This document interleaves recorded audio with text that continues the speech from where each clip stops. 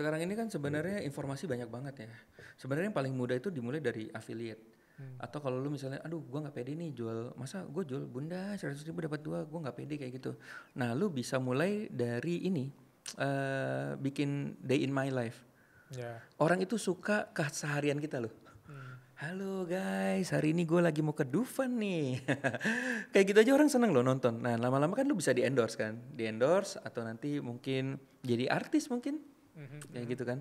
Pokoknya mulai yang sesuatu yang sederhana yang itu semua ada di genggaman tangan lu aja gitu. Kayak gini kan megang HP kan misalnya, halo lagi makan bakso nih. Ya. Apalagi sekarang ada namanya TikTok Go bro. TikTok Go tuh ada affiliate-nya juga. Lagi makan bakso enak banget, baksonya di Jalan Dago. Kamu gak usah kesini loh kalau mau beli, ikutan beli. Nih, kamu klik aja di kiri bawah nanti barangnya sampai ke rumah. Oh ada yang Itu kita frozen gitu kali ya? Iya, kita dapat komisi bro. Orang beli di GoFood kita dapat komisi 10%. Oh iya tahu. TikTok Go namanya. Nah itu kan Gokil. sebenarnya banyak sih. Informasi-informasinya kayak gini kan emang lu harus kudu sering nongkrong sama kudu sering ini. Iya. Ya punya circle-circle yang seperti itu. Tapi digital produk main juga kan? Digital product, oh iya bisa. Digital product juga main gue. Gue main digital product tau nggak dari 10 tahun lalu bro. Gokil. Zaman dulu Clickbank namanya. Mungkin lu tahu ya.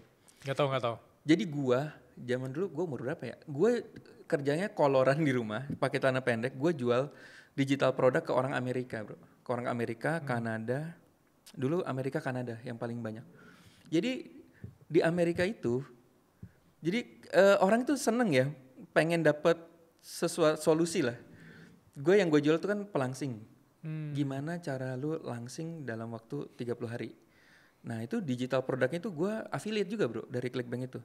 Dan ketika gue beli ya ampun bro isinya juga caranya adalah jam 6 sore jangan makan ya. Ya ampun itu semua ada gratisan sebenarnya. Cuma kadang-kadang yang membuat digital produk itu orang mau beli apa? Pengalaman seseorang gitu. Benar. Di situ. Oh si ini loh kan ada namanya tuh dulu siapa ya? Dulu kalau nggak salah namanya Venus. Tapi di situ ada cerita-cerita orang yang dia jual. Oh ini cara si ini beda loh sama cara ini dan orang itu rebutan beli. Nah itu gue jual tuh ke Amerika tuh dan orang beli. Terus yang berikutnya gue jual itu ini ternyata di sana tuh banyak perempuan ditinggalin laki-lakinya. Nah mereka tuh pengen laki-laki tuh balik dan ngemis-ngemis ke dia. Ada makanya ada istilah itu apa di sini tadi gue baca ya. Gue bikin ini bro apa namanya how to make men back for you gitu. Gimana? Itu buku e-book ya? E-book bukan video lagi, cuma kayak PDF gitu. Gimana sih caranya? Tapi emang itulah butuh copywriting, ya itu lagi public speakingnya harus jago ya. Walaupun bukan kita yang ngomong ya, tapi kan kita harus bikin copywritingnya bagus ya. Contohnya kayak misalnya cewek berdiri, lu cari gambarnya di Google cewek berdiri, terus kayak cowoknya tuh megang kakinya tuh sampai ngemis-ngemis kayak gitu.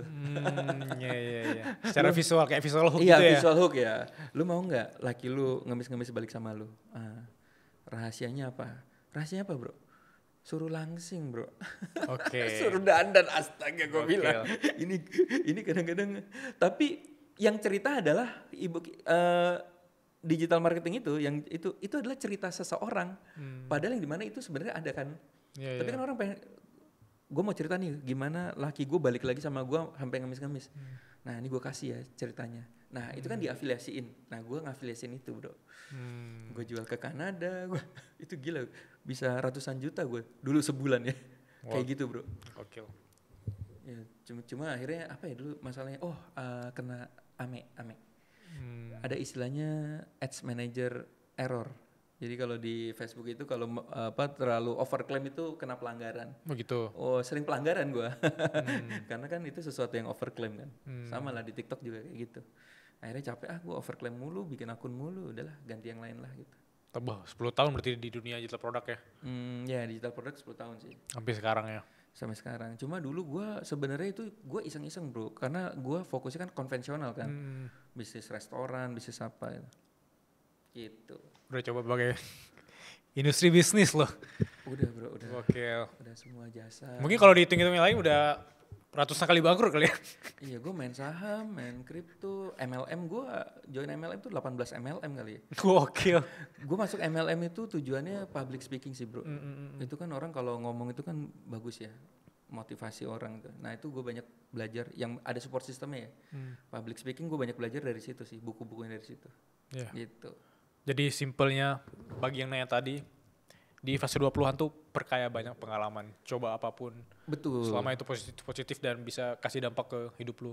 Betul. Dan kita tuh nggak pernah tahu kita tuh jodohnya di mana. Itu sih yang. Dan bisa jadi jodoh bisnis lu adalah sesuatu yang lu nggak suka gitu. Kayak misalnya gue jualan pelangsing badan, itu kan pakai apa bahan-bahannya gue harus belajar. Gue sebenarnya malas bro.